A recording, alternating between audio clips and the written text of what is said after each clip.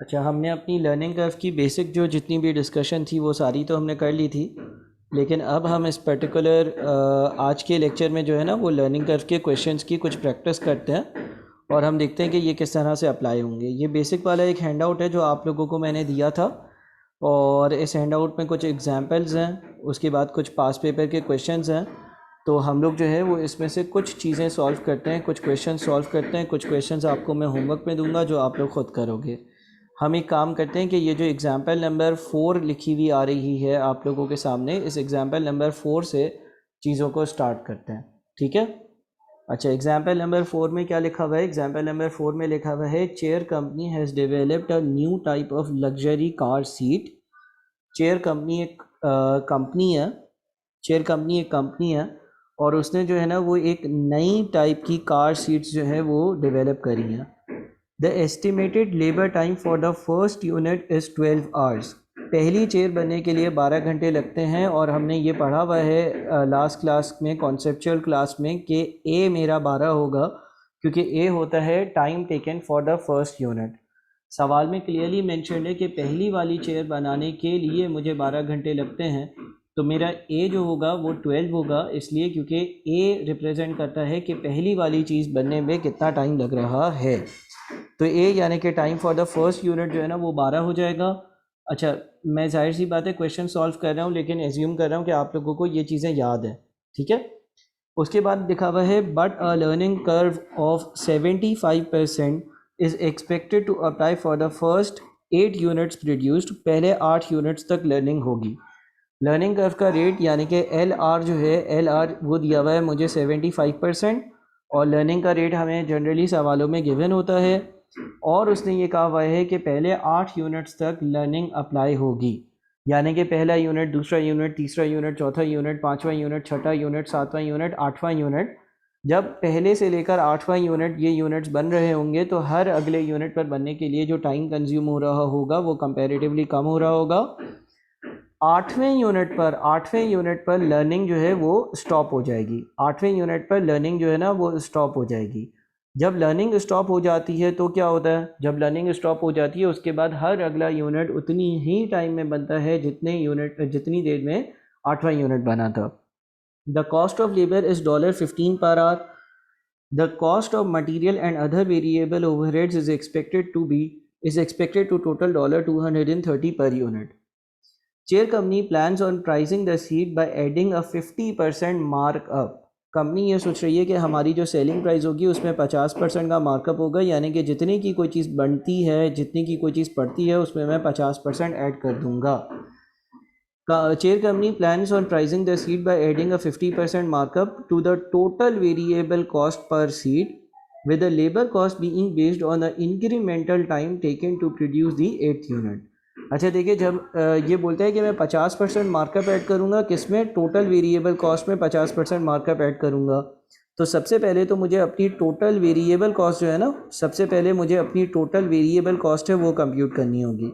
जब मैं total variable cost की बात करूँगा तो उस टोटल वेरिएबल कॉस्ट में एक जो कॉस्ट आ सकती है वो $230 वाली आ सकती है, जो यहाँ पे लिखी हुई है, the cost of materials and other variable overheads is expected to total $230 per unit. यानी कि मेरे पास टोटल वेरिएबल कॉस्ट में एक तो मटीरियल और मेरे जितने भी वेरिएबल ओवरहेड्स होंगे उनकी अमाउंट है, और मटीरियल और वेरिएबल ओवरहेड्स की अमाउंट जो है वो $230 है। इसके अलावा दूसरी जो कॉस्ट होगी मेरे पास वेरिएबल कॉस्ट में, वो मेरे लेबर की कॉस्ट होगी। ये लेबर की कॉस्ट मुझे इस सवाल में कंप्यूट करनी होगी। अच्छा, सवाल में ये लिखा हुआ है, यहाँ पर ज़रा ये बड़ा इंपॉर्टेंट पॉइंट है, बोलता है the labour cost being based on the incremental time taken to produce the 8th unit. अगर हम इस वाले पैराग्राफ को कंटिन्यूएशन में मुकम्मल तौर पर पढ़ें तो उससे लिखा हुआ था, chair company plans on pricing the seat by adding a 50% markup और to the total variable cost per seat. Chair company जो है वो अपनी प्राइसिंग कैसे करेगी? चेयर कंपनी अपनी प्राइसिंग के लिए जो कंपनी की टोटल वेरिएबल कॉस्ट होगी उस टोटल वेरिएबल कॉस्ट में 50% मार्कअप ऐड करेगी। चेयर कंपनी अपनी प्राइसिंग कैसे करेगी? चेयर कंपनी अपनी प्राइसिंग के लिए जो कंपनी की टोटल वेरिएबल कॉस्ट होगी उसमें 50% मार्कअप को ऐड करेगी। यानी कि जितनी भी टोटल वेरिएबल कॉस्ट बनेगी उसमें 50% उसी का ऐड कर देंगे तो हमारी सेलिंग प्राइस आ जाएगी विद द लेबर कॉस्ट। अब जाहिर सी बात है जब हम वेरिएबल कॉस्ट की बात करेंगे तो उसमें मटेरियल का खर्चा है, उसमें ओवरहेड्स का खर्चा है, उसमें लेबर का खर्चा है। मटेरियल का और वेरिएबल ओवरहेड्स का खर्चा तो बड़ा वाज़ेह है और वो $230 पर यूनिट है। लेबर का जो खर्चा है ना उसमें क्या होगा कि जब मैं पहला यूनिट बनाऊंगा तो ज़ाहिर है लेबर का खर्चा ज़्यादा होगा क्योंकि लेबर की लर्निंग नहीं हुई होगी, उसको नंबर ऑफ़ आवर्स ज़्यादा लगेंगे और ख़र्चा ज़्यादा होगा। दूसरे यूनिट पर खर्चा कम हो जाएगा क्योंकि लर्निंग होगी तो नंबर ऑफ़ आवर्स कम हो जाएंगे। तीसरे यूनिट पर खर्चा मज़ीद कम होगा क्योंकि मज़ीद लर्निंग हो जाएगी तो मज़ीद नंबर ऑफ़ आवर्स कम लगेंगे और ख़र्चा भी कम हो जाएगा। तो आखिर हम लेबर की जो कॉस्ट यहाँ पर इंक्लूड करें वो पहले यूनिट वाली करें, दूसरे यूनिट वाली करें, तीसरे यूनिट वाली करें, चौथे यूनिट वाली करें, कौन सी करें? उसके लिए इसने हमें ये बोला हुआ है कि द टोटल लेबर कॉस्ट, जो आप लेबर कॉस्ट इंक्लूड करोगे बीइंग बेस्ड, यानी कि वो कैसे कैलकुलेट करो, बीइंग बेस्ड या वो किस चीज़ पर बेस्ड हो, being based on the incremental time. Incremental time का मतलब होता है इजाफी time taken to produce the 8th unit. बोलता है जब आप लेबर की कॉस्ट कैलकुलेट करोगे, लेबर की कॉस्ट कैलकुलेट करने के लिए लेबर ने कितने आवर्स लगाए ये आपको मालूम होना चाहिए। अब क्योंकि ये लर्निंग कर्व का सवाल है तो पहले यूनिट पे लेबर ने ज़्यादा टाइम लगाया होगा, दूसरे पे और कम लगाया होगा, तीसरे पर और कम लगाया होगा, चौथे पर और कम लगाया होगा। तो ये बोलता है कि जब आप अपने पास लेबर की कॉस्ट कैलकुलेट करोगे तो लेबर की कॉस्ट कैलकुलेट करने के लिए वो वाला इंक्रीमेंटल या इजाफी टाइम लेना जो 8वें यूनिट को बनाने के लिए लग रहा है। 8वें यूनिट पर जो वक्त लग रहा है, 8th यूनिट मैन्युफैक्चर करने के लिए जो टाइम लग रहा है उसके हिसाब से लेबर की कॉस्ट कंप्यूट करना, ये कहना चाह रहा है ये। अब अगर मुझे ये मालूम करना है कि 8वें यूनिट पर कितना टाइम लग रहा है तो उसका तरीका ये होगा कि मैं देखूंगा कि टोटल टाइम फॉर 8 यूनिट्स कितना, यानी कि पहले 8 यूनिट्स बनाने के लिए टोटल जो टाइम या टोटल जो वक्त लगता है वो कितना है। आई रिपीट, 8वें यूनिट पर कितना टाइम लग रहा है उसके लिए मैं ये देखूंगा कि टोटल टाइम फॉर 8 यूनिट्स कितना है, यानी कि पहला, दूसरा, तीसरा, चौथा, पांचवा, छठा, सातवां, आठवां, ये पहले 8 यूनिट्स कितनी देर में बनते हैं। इसमें से मैं माइनस कर दूंगा टोटल टाइम फॉर 7 यूनिट्स। इसमें से मैं पहले 7 यूनिट्स का टाइम माइनस कर दूंगा। जब मैं 8 यूनिट्स का टाइम बोलता हूँ तो पहला यूनिट, दूसरा यूनिट, तीसरा यूनिट, चौथा यूनिट, पांचवा यूनिट, छठा यूनिट, सातवां यूनिट, आठवां यूनिट, इन 8 यूनिट्स का टाइम होता है। पहले, दूसरे, तीसरे, चौथे, पांचवें, छठे, सातवें और 8वें यूनिट का टाइम होता है। जब मैं पहले 7 यूनिट्स की बात करता हूँ तो पहले, दूसरे, तीसरे, चौथे, पांचवें, छठे और 7वें यूनिट का टाइम होता है। जब मैं पहले 8 यूनिट्स के टाइम में से पहले 7 यूनिट्स का टाइम माइनस कर दूंगा तो मेरे पास जो टाइम बच जाएगा वो वाला टाइम होगा जो 8th यूनिट बनाने के लिए लग रहा है। तो हमें करना ये है कि टोटल टाइम फॉर 8 यूनिट्स, पहले 8 यूनिट्स पे लगने वाला मुकम्मल time, minus total time for 7 units, पहले 7 यूनिट्स पर लगने वाला मुकम्मल टाइम। इससे हमारे पास 8वें यूनिट पर लगने वाला जो टाइम होगा वो आ जाएगा। 8th यूनिट कितनी देर में, 8वां यूनिट कितनी देर में बन रहा है, ये मुझे इफ़ेक्टिवली जो है वो पता चल जाएगा। ठीक है जी। अच्छा जी, अब ये 8th यूनिट का टाइम कैसे निकाला जाए, आगे बढ़ते हैं। वैसे आगे लिखा हुआ है calculate the price which chair company expects to charge for the new chair, और साथ में लिखा हुआ है the learning index for a 75% learning curve is negative 0.415। अच्छा, लर्निंग इंडेक्स का मतलब है कि ये बी की वैल्यू है, यानी कि वो बोल रहा है बी जो है ना वो नेगेटिव 0.415 है। सर ये बी क्या होता है, मैं ज़रा आपको लर्निंग कर्व का अगर फॉर्मूला रिकैप करवाऊँ तो हमारा फॉर्मूला था y is equals to a x power b. हमारा जो लर्निंग कर्व का फॉर्मूला था वो था y is equals to a x power b. हमारा जो लर्निंग कर्व का फॉर्मूला था वो फॉर्मूला था y is equals to a x power b. इसमें आपके पास y क्या होता था, y आपके पास एवरेज टाइम होता था, a क्या होता था, टाइम फॉर फर्स्ट यूनिट होता था, x क्या होता था, नंबर ऑफ यूनिट्स, और जो b होता था वो b कैलकुलेट होता था as log of learning rate, यानी कि log of LR divided by log of 2, log of LR divided by log of 2। यहाँ पर लर्निंग का रेट 75% दिया हुआ है विच मीन्स log ऑफ 0.75, 75% का मतलब 0.75 डिवाइडेड बाय log ऑफ 2, और अगर इसको आप इस सवाल में कैलकुलेट करोगे तो वो नेगेटिव 0.415 ही आ रहा होगा। लेकिन सवाल में भी मुझे कैलकुलेट कर कर ये दे दिया। मैं वापस से रिपीट करता हूँ, जब आप बी कैलकुलेट करते हो तो बी कैलकुलेट करने का फॉर्मूला था log LR upon log 2। log LR upon log 2 का मतलब है log 0.75 divided by log of 2, क्योंकि यहाँ पर मेरा जो लर्निंग का रेट है वो 75% है। और अगर इसको मैं कैलकुलेट करता हूँ, या आप लोग अगर कैलकुलेटर पे कैलकुलेट कर कर देखोगे तो आपको पता चलेगा ये नेगेटिव 0.415 ही बन रहा है। और नेगेटिव 0.415 हमें दिया हुआ भी है, ऐसा ही है ना, नेगेटिव 0.415 ही बन रहा है। अच्छा, अब हमारे पास इस फॉर्मूले के हिसाब से ये याद रखना कि ये जो y होता है ना, y होता है, y हमारे पास होता है average average time average time for x units, average time for x units. तो हम क्या करते हैं, हम टोटल टाइम फॉर 8 यूनिट्स कैसे निकालेंगे, हम टोटल टाइम फॉर 8 यूनिट्स कैसे निकालेंगे। फॉर्मूला ए एक्स पावर बी है, a x power B, A x power B, ए यानी कि time taken for the first unit, पहला यूनिट ले रहा है 12 घंटे। ए यानी कि time taken for the first unit, पहला यूनिट ले रहा है 12 घंटे। ए एक्स पावर बी का मतलब ये हो गया कि ए यानी कि पहला यूनिट 12 घंटे ले रहा है, मल्टीप्लाइड बाई एक्स, एक्स जो है वो 8 है, पावर नेगेटिव 0.415।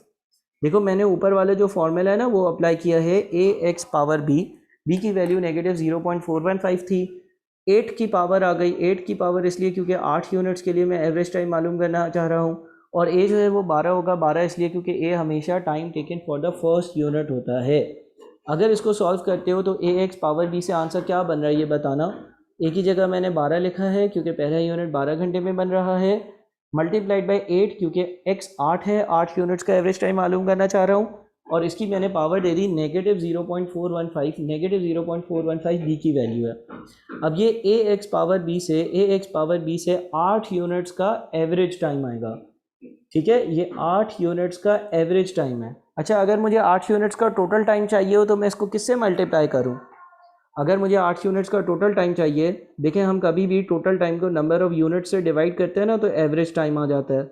इस हिसाब से मेरा जो एवरेज टाइम होता है उसको अगर मैं यूनिट से मल्टीप्लाई कर लेता हूँ तो मेरा टोटल टाइम आ जाता है। तो इसका मतलब ये हो गया कि अगर मैं 8 यूनिट्स का टोटल टाइम मालूम करना चाहता हूँ, अगर मैं 8 यूनिट्स का टोटल टाइम मालूम करना चाहता हूँ तो ये 8 यूनिट्स का एवरेज टाइम है, इसको मुझे 8 से करना होगा मल्टीप्लाई। अगर मैं इसको 8 से मल्टीप्लाई करता हूँ तो मेरा आंसर क्या आता है ज़रा ये बताना। देखो ब्रैकेट में y है, ब्रैकेट में y है, y यानी कि एवरेज टाइम, एवरेज टाइम जो है उसको मैं नंबर ऑफ़ यूनिट से मल्टीप्लाई करूँगा तो मेरा टोटल टाइम आएगा, और मेरा टोटल टाइम जो आ रहा है इस कैलकुलेशन के हिसाब से वो 40.48 यानी कि तकरीबन 40.5 कह देते हैं कि 40.5 आ रहा है। मैं वापस से समझा देता हूँ, हमारे पास y is equal to a x power b का जो फॉर्मूला है वो एवरेज टाइम बताता है, ए यानी कि पहले यूनिट पे लगने वाला टाइम, एक्स यानी कि नंबर ऑफ़ यूनिट्स, और बी यानी कि जो आपके पास लर्निंग इंडेक्स सवाल में दिया हुआ होगा या आप कैलकुलेट करोगे। ब्रैकेट में जो हमने कैलकुलेशंस करी है ये 8 यूनिट्स का एवरेज टाइम है, जब इसको 8 से मल्टीप्लाई किया तो 8 यूनिट्स का टोटल टाइम आ गया। इसी तरह से हम 7 यूनिट्स के लिए क्या करेंगे, 7 यूनिट्स के लिए हम करेंगे ए यानी कि पहले यूनिट पे लगने वाला time which is 12 multiplied by x यानी कि 7 पावर नेगेटिव 0.415, ये 7 यूनिट्स का एवरेज टाइम आएगा, ये 7 यूनिट्स का एवरेज टाइम आएगा मल्टीप्लाइड बाई 7, 7 यूनिट्स का average time multiplied by 7, 7 units का जो एवरेज टाइम है उसको मैं 7 से मल्टीप्लाई करता हूँ, a x power b multiplied by 7 यानी कि नंबर ऑफ़ यूनिट्स, और 7 यूनिट्स का टोटल टाइम आएगा। 7 यूनिट्स का टोटल टाइम कितना आता है ये बताना ज़रा मुझे, 37.5 कह देते हैं, ठीक है। अगेन मैं एक बार फिर से इन चीज़ों को समझाना चाहूँगा, मैं इस चीज़ों को दोबारा से समझाता हूँ। देखिए सबसे पहले ए की जगह 12 लिखा, ए पहले यूनिट पे लगने वाला टाइम होता है, multiplied by x power b, x की जगह मैंने 7 लिखा क्योंकि 7 यूनिट्स की वर्किंग करनी है, पावर में बी आ गया यानी कि नेगेटिव 0.415। इससे इस ब्रैकेट से आपका 7 यूनिट्स का एवरेज टाइम आया है, जब 7 यूनिट्स को आपने नंबर ऑफ़ यूनिट से मल्टीप्लाई किया तो आपके पास 7 यूनिट्स का टोटल टाइम आ गया। अब ये 40.5 मुझे बता रहा है, ये 40.5 मुझे बता रहा है कि पहला, दूसरा, तीसरा, चौथा, पाँचवा, छठा, सातवां और आठवां यूनिट, सारे यूनिट्स कितनी देर में बने। ये 37.5 मुझे बता रहा है कि मेरा पहला, दूसरा, तीसरा, चौथा, पाँचवा, छठा और सातवां यूनिट कितनी देर में बना। अगर मैं 8 यूनिट्स के टोटल टाइम में से 7 यूनिट्स के टोटल टाइम को माइनस कर देता हूँ तो मेरे पास time taken time taken for 8 unit आ जाएगा। टाइम टेकन फॉर 8 यूनिट आ जाएगा जो कि 3 घंटे हैं। इसका मतलब मेरा जो 8वां यूनिट है ना वो 3 घंटे में बनता है। इसका मतलब मेरा जो 8वां यूनिट है वो 3 घंटे में बनता है। तो अब अगर मैं टोटल वेरिएबल कॉस्ट कैलकुलेट करूं, उसमें मटेरियल और वेरिएबल ओवरहेड्स 230 रुपये के हैं और 3 घंटे लेबर काम करता है और 1 घंटे के लेबर को मैं $15 पे करता हूं, ये भी सवाल में लिखा हुआ है। तो 3 घंटे के $15 के हिसाब से 45 हो गए, 230 और 45 जो है वो 275 हो गए, 275 हो गए। अब सवाल ये कहता है कि जब तुम इस चीज़ को बेचोगे तो 50% मार्कअप रखोगे। 50% मार्कअप रखने का मतलब ये है कि इसमें इसी का 275 का ही 50% ऐड करोगे। 275 का 50% कितना बनता है? 275 का 50% कितना बनता है? 275 तो आपकी वेरिएबल कॉस्ट है ना, 275 तो आपकी वेरिएबल कॉस्ट है। उससे सवाल में ये लिखा हुआ है कि 50% मार्कअप ऐड करोगे। 50% मार्कअप ऐड करने का मतलब ये है कि जितनी तुम्हारी कॉस्ट है उसका 50% तुम ऐड करोगे। इसका 50% 137.5 बनता है। अब ये आपका प्रॉफिट है। कॉस्ट और प्रॉफिट को ऐड अगर हम करते हैं तो हमारी सेलिंग प्राइस आती है। सेलिंग प्राइस काइंडली बता देना कि कितनी आ रही है। 412.5। हाँ जी। अब किसी का कोई सवाल, कोई कन्फ्यूजन, किसी किस्म की कोई चीज़ पूछनी है तो काइंडली मुझे जल्दी से बताएं, अदरवाइज़ मैं अगले क्वेश्चन पे बढ़ता हूँ। कॉपी करने की ज़रूरत नहीं है, आप लोग पिक्चर ले लो ताकि कॉपी आप लोग आराम से बाद में कर सको। काइंडली मुझे ये कंफर्म कर दो, किसी की कोई कन्फ्यूजन, कोई क्लैरिफिकेशन चाहिए, कोई सवाल है, कोई कन्फ्यूजन है तो मुझे बता दें। अदरवाइज़ कॉपी करने की ज़रूरत नहीं है, कॉपी आप बाद में कर लेना। अभी आप इसकी पिक्चर ले लो ताकि मैं स्क्रॉल डाउन कर और अगले सवाल पर बढ़ूँ। ये एक बड़ा सिंपल सा सवाल था, काइंडली चैट बॉक्स में मुझे कंफर्म कर देना ताकि मैं अगले सवाल पर जा सकता हूँ या नहीं ये मुझे पता चल जाए। सर ये जो आपने 8 मिनट का टाइम निकाला, ये कैसे निकाला है आपने? देखो 8वें यूनिट का जो टाइम आ रहा है वो 3 घंटे आ रहा है। वो इस तरह से निकाला है आयशा कि 40.5 क्या रिप्रेजेंट कर रहा है, पहले मुझे ये बताओ। 40.5 जो है ये वाला 40.5 ये क्या बता रहा है आयशा? सर ये एवरेज टाइम फॉर 8 यूनिट्स। नहीं, ये एवरेज टाइम नहीं है बेटा, टोटल, सॉरी ये टोटल। टोटल टाइम है। टोटल टाइम फॉर 8 यूनिट्स का मतलब ये है कि पहला यूनिट, दूसरा यूनिट, तीसरा यूनिट, चौथा यूनिट, पाँचवा यूनिट, छठा यूनिट, सातवां यूनिट और आठवां यूनिट, ये सारे यूनिट्स पहला, दूसरा, तीसरा, चौथा, पाँचवा, छठा, सातवां और आठवां यूनिट कितनी देर में बने होंगे? 40.5 में। ये बात क्लियर है आयशा? Yes sir. अच्छा, इसी तरह से मुझे बताओ ये 37.5 जो हमने कैलकुलेट किया ये क्या बता रहा है? Sir total time for 7 units. हाँ, यानी कि अगर हम 37.5 की बात करते हैं ना तो 37.5 हमें ये बता रहा है कि हमने पहला यूनिट, दूसरा यूनिट, तीसरा यूनिट, चौथा यूनिट, पाँचवा यूनिट, छठा यूनिट और सातवां यूनिट कितनी देर में बनाया। अब हम कर क्या रहे हैं, हम ये देख रहे हैं कि यार पहले 8 यूनिट जो है वो 40.5 आवर्स में बने हैं। इसमें से पहले 7 यूनिट्स 37.5 आवर्स में बने हैं।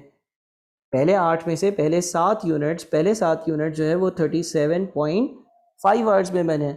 अगर मैं 8 यूनिट्स में से पहले 7 यूनिट्स का टाइम निकाल दूंगा तो क्या मेरे पास 8वें यूनिट का टाइम आ जाएगा? Yes sir.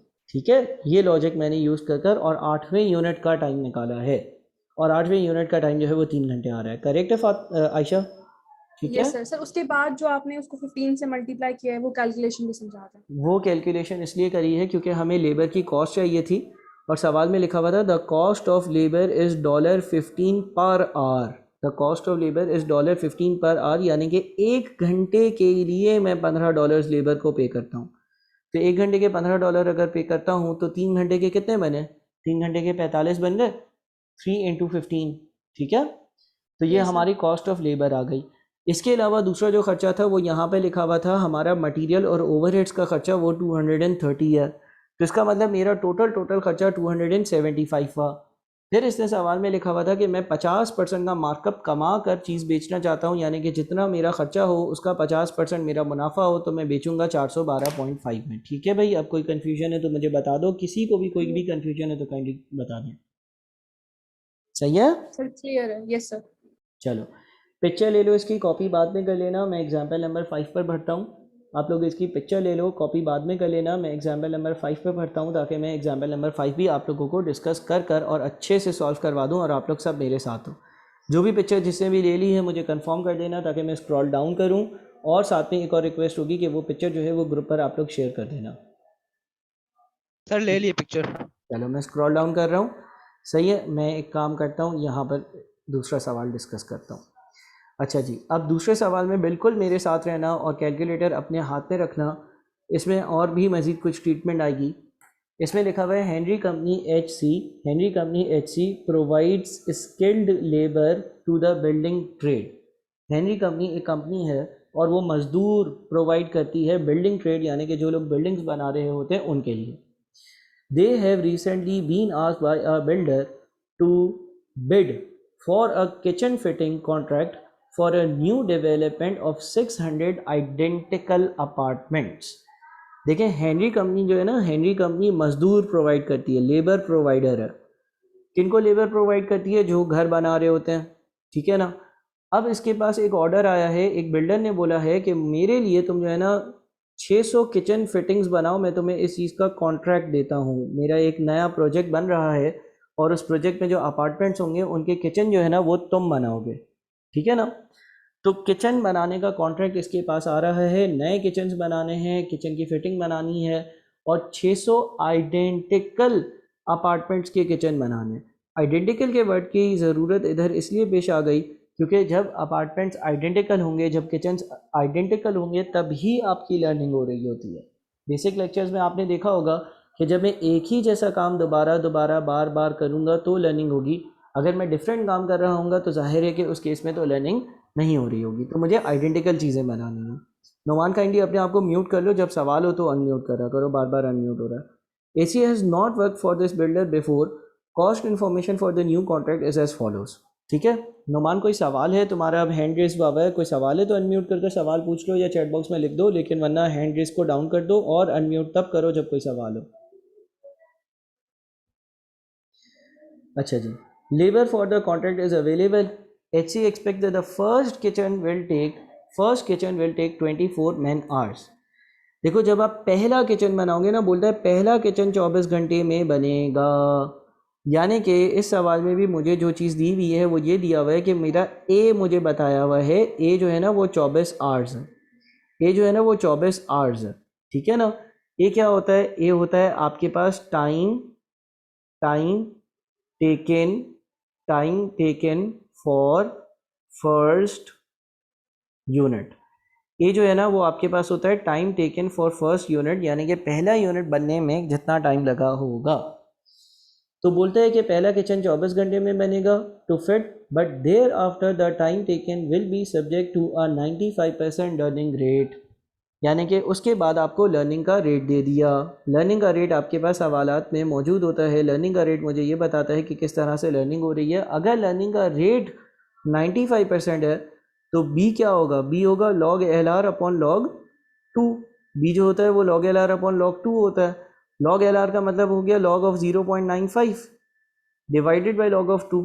log of 0.95 divided by log of 2। क्या ये सेम आंसर आ रहा है? सॉरी, आंसर क्या आ रहा है ये बताओ। log of 0.95 divided by log of 2 का आंसर क्या आ रहा है? अगर मैं बी कैलकुलेट करता हूँ तो क्या आंसर मेरा नेगेटिव 0.074 आ रहा है? नेगेटिव 0.074 आ रहा है, ठीक है ना। देखो, कैलकुलेट करने से भी आ रहा है और यहाँ पर दिया हुआ भी है। कहाँ दिया हुआ है? The learning curve equation is y is equals to ax power b, where b is equals to log LR upon log 2 is equals to negative 0.074। The learning curve equation is y is equals to ax power b, where b is equals to log LR upon log 2 is equals to negative 0.074। यानी कि आपको learning curve का जो equation है वो भी दिया हुआ था और भी कैलकुलेट किया हुआ भी दिया हुआ था और आप कर भी सकते हो। फिर बड़ी इंपॉर्टेंट बात है, बोलता है after 200 kitchens are fitted the learning rate will stop and the time taken for the 200th kitchen will be the time taken for all the remaining kitchens. Labor cost $15 per hour। अब वो आपको ये बोलता है कि आपने बनाने तो 600 किचन्स हैं, लेकिन 200 किचन्स जो है ना, 200 किचन्स उसके बाद आपकी लर्निंग रुक जाएगी। 200 किचन्स आप बना लोगे, उसके बाद मज़ीद लर्निंग नहीं होगी। 200 किचन्स जो है वहाँ तक लर्निंग का रेट अप्लाई हो रहा होगा। And the time taken for the 200 kitchen, और आपका 200 किचन जितना टाइम लेगा will be the time taken for all the remaining kitchens, उतना ही टाइम आगे वाले सारे किचन्स बनाने के लिए आपको लग रहा होगा। बड़ी इंपॉर्टेंट बात वापस से रिपीट करते हैं, आफ्टर 200 किचन्स, जब 200 किचन्स बन जाएंगे, after 200 kitchens are fitted, the learning rate will stop, तो लर्निंग रुक जाएगी, and the time taken for the 200 kitchen will be the time taken for all the remaining kitchens. Labor cost $15 per hour और requirement है calculate the total labour cost for the bed. अब मुझे एक बात बताओ कि लेट से अगर मैं तुम्हें ये पूछूं कि यार तुम्हें 600 किचन्स बनाने हैं, ठीक है ना, और मैं तुमसे लेट से ये पूछूं कि 200 किचन कितनी देर में बनेगा, तो क्या तरीका है बताओ, किस में से किसको माइनस करेंगे तो हमें ये पता चल जाएगा कि 200 किचन कितनी देर में बन रहा है। हम ये देखेंगे कि जो है वो 1 से लेकर 200, यानी कि पहले 200 किचन्स कितनी देर में बन रहे हैं, ठीक है, पहले के 200 किचन्स कितनी देर में बन रहे हैं, और उसमें से हम माइनस कर देंगे पहले से लेकर 199 किचन्स का टाइम, ठीक है। 200 किचन्स के टाइम में से 200 किचन्स कितनी देर में बन रहे हैं, पहले से लेकर 200 किचन्स कितनी देर में बन रहे हैं, उसमें से हम माइनस कर देंगे 199 किचन जितनी देर में बन रहे हैं उसके टाइम को, तो हमारे पास 200 किचन का टाइम आ जाएगा। अच्छा, फॉर्मूला जो होता है वो है y is equals to a x power b, इसमें y एवरेज टाइम होता है, a time taken for the first unit होता है, x नंबर ऑफ यूनिट्स होते हैं, और b जो है वो आपका लर्निंग इंडेक्स होता है जो आपको या तो दिया हुआ होता है या आप कैलकुलेट कर सकते हैं। तो मैं सबसे पहले क्या लिखूंगा, a x power b, a x power b, sir a x power b से एवरेज आता है, ए एक्स पावर बी से एवरेज टाइम आता है, यानी कि अगर 200 किचन्स बना रहे हो तो ऑन एन एवरेज एक किचन कितनी देर में बनेगा। अगर 200 किचन्स का टोटल टाइम चाहिए तो इसको आप मज़ीद 200 से कर दोगे मल्टीप्लाई, ए एक्स पावर बी जो है इसको आप मज़ीद 200 से मल्टीप्लाई कर दोगे, 24 इंटू 200 की पावर नेगेटिव 0.074 मल्टीप्लाइड बाई 200, तो हमें पता चल जाएगा कि 200 किचन्स टोटल कितने टाइम में बन रहे हैं। क्या टाइम आता है बताओ, 200 किचन्स टोटल बन रहे हैं 3243.13 आवर्स में, ठीक है। अब हम ये देखते हैं कि भाई 199 किचन्स कितनी देर में बनेंगे, तो a यानी कि 24 मल्टीप्लाइड बाई 199 की पावर नेगेटिव 0.074 मल्टीप्लाइड बाई 199। अब बताओ 1 से लेकर 199 किचन्स कितनी देर में बनते हैं, 3228.12, तो इन दोनों का डिफरेंस बता दो कितना आता है, तकरीबन मैं कह सकता हूँ कि 15 घंटे। इसका मतलब मेरा जो 200 किचन है ना, इसका मतलब मेरा जो 200 किचन है ना वो 15 घंटे में बन रहा है। अब मुझे टोटल कितने किचन्स बनाने थे, मुझे टोटल बनाने थे 600 किचन्स, किचन नंबर 1 से किचन नंबर 200, किचन नंबर 1 से किचन नंबर 200, ये जो 200 किचन्स हैं ये 3243.13 आवर्स में बन रहे हैं, और फिर किचन नंबर 201 से लेकर किचन नंबर 600, ये जो 400 किचन्स हैं इसको बनने के लिए जो टाइम लगेगा वो हम कैलकुलेट कर सकते हैं एज 400 मल्टीप्लाइड बाई 15, यानी कि 6000, है ना, 6000 ना, तो टोटल टाइम कितना बन गया 9243.13, और 9243.13 को हम मल्टीप्लाई कर देते हैं पर आवर रेट 15 का है, तो मुझे मेरी टोटल कॉस्ट पता चल जाएगी। 9243.13 आवर्स मल्टीप्लाइड बाई 15 कितना बनता है भाई बताओ, 138,646.95। काइंडली किसी को किसी किस्म की कोई भी कन्फ्यूजन है तो मुझसे डिस्कस कर ले। मैंने सीधा 200 किचन्स का टोटल टाइम जो है उसमें से 199 किचन्स का टोटल टाइम माइनस किया तो मुझे 200 किचन का टाइम मिल गया। फिर मैंने जो है वो पहले 200 किचन जितनी देर में बन रहे थे वो तो 3243.13 घंटे थे, उसके बाद के 400 जो किचन्स थे उस पर उतने ही टाइम के हिसाब से हिसाब किताब किया जितना 200 किचन को टाइम लग रहा था, तो बाकी 400 किचन जो है वो 15 घंटे के हिसाब से बने। ये टोटल आवर्स आ गए और इसको आर्ली रेट से मल्टीप्लाई किया तो ये मेरी लेबर की कॉस्ट आ गई। किसी का कोई भी सवाल कोई कंसर्न अपने आप को आप अनम्यूट कर सकते हो, अपनी क्वेरी को रिजॉल्व करवा सकते हो, चैट बॉक्स में टाइप कर सकते हो, और अगर कोई कंसर्न, कोई क्वेश्चन, कोई बात नहीं है तो काइंडली मुझे बताओ ताकि हम आगे बढ़ें। आयशा, हुदैद, नोमान, ज़ईम, किसी का कोई भी सवाल अगर नहीं है तो clear sir, okay sir, good sir, go head sir, इस तरह से लिख दो। अगर कोई सवाल है तो काइंडली अनम्यूट करके पूछ लो और इसकी पिक्चर लेकर ग्रुप पर शेयर कर दो। ज़ईम, कोई सवाल है? किसी का भी कोई भी सवाल हो तो काइंडली मुझे लाजमी तौर पर बता दो। No sir, all clear. ठीक है, ठीक है। अच्छा, अब इस सवाल में एक और कॉन्सेप्ट पर चलते हैं। आयशा क्लियर है सारी चीज़ें? कोई कन्फ्यूजन तो नहीं है? पिछले जैसा ही सवाल था। No sir, it's clear. अच्छा, अब देखो यार, एक इम्पॉर्टेंट बात करने लगा हूँ और वो इम्पॉर्टेंट बात ये है कि मुझे बताओ ए क्या होता है? ए क्या होता है? Time taken for the first unit होता है। ए जो होता है, ए हमारे पास होता है time taken for first unit, यानी कि पहला यूनिट कितनी देर में बनेगा, ये ए होता है। अच्छा, वाई क्या होता है? वाई आपके पास होता है एवरेज टाइम। ठीक है, अब आप इस सवाल को एक और तरीके से भी सॉल्व कर सकते थे, और उस तरीके में आप जो ए है ना, ए को ले लो cost for first unit.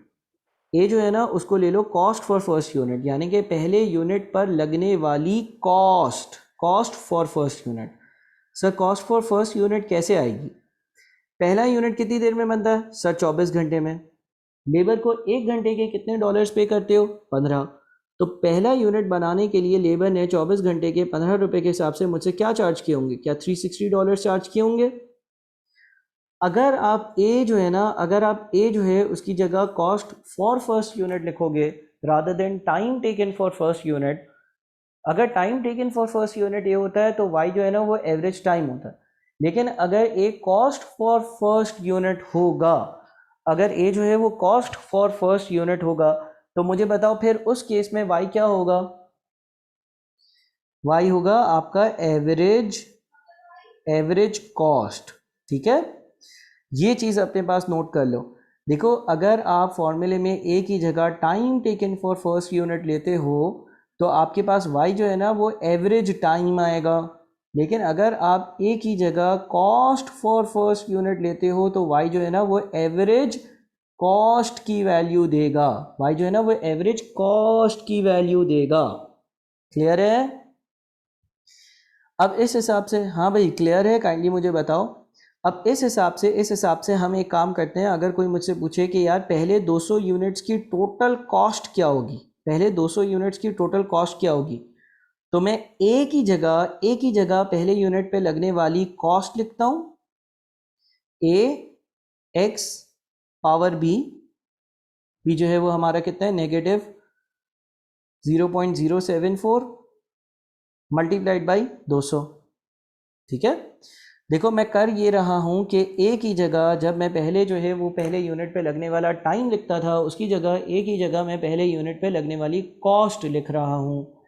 A x power b multiplied by x, यानी कि नंबर ऑफ यूनिट से पहले 200 यूनिट्स की टोटल कॉस्ट बताओ कितनी आती है? ये आ रही है 48647। अब मैं देखता हूँ 1 से लेकर 199 पहले 199 यूनिट्स की कॉस्ट। अगेन मैं ए की जगह अब मैं कॉस्ट लिख रहा हूँ, ए एक्स पावर बी, ये पहले यूनिट, ये जो है वो आपके पास एवरेज कॉस्ट आ गई, मल्टीप्लाइड बाय 199 ताकि 199 यूनिट्स की कॉस्ट आ जाए। कितनी आती है बताना जरा जल्दी से? 48422 तकरीबन कर लेते हैं। अब इन दोनों का डिफरेंस बताओ। 200 यूनिट्स की कॉस्ट में से 199 यूनिट्स की कॉस्ट निकालो तो कितनी आती है? 48647 माइनस 48422, 225। देखें, याद रखें बच्चों, मैं जो है ना वो अब इस बार ए की जगह जो है वो पहले यूनिट की कॉस्ट ले रहा हूँ, तो ये जो ब्रैकेट है ना ए एक्स पावर बी, ये मुझे 200 यूनिट्स की एवरेज कॉस्ट बताएगा। इसको जब मैं 200 से मल्टीप्लाई करूंगा तो 200 यूनिट्स की टोटल कॉस्ट आ गई। इसी तरह से 199 यूनिट्स की टोटल कॉस्ट उसमें से माइनस करी तो मेरे पास जो है ना 200 यूनिट की कॉस्ट आ गई, और वो देखें इससे मैच कर रही है।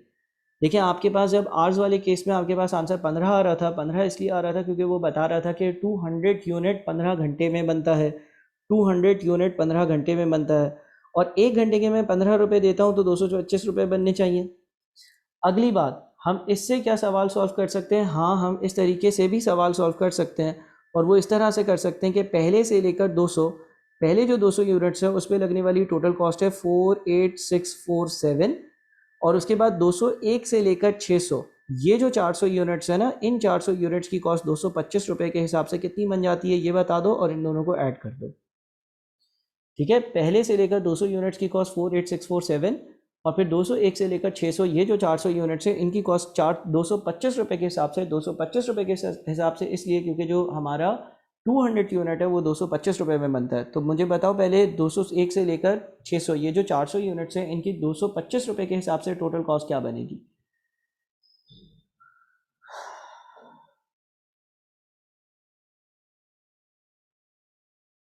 ये बन रहा होगा 90,000, और 90,000 में जब हम ऐड कर देते हैं 90,000 में हम ऐड कर देते हैं 48647, तो ये टोटल आ रहा है 138,647। सिर्फ और सिर्फ 0.05 रुपीज़ का राउंडिंग ऑफ की वजह से फ़र्क आ रहा है।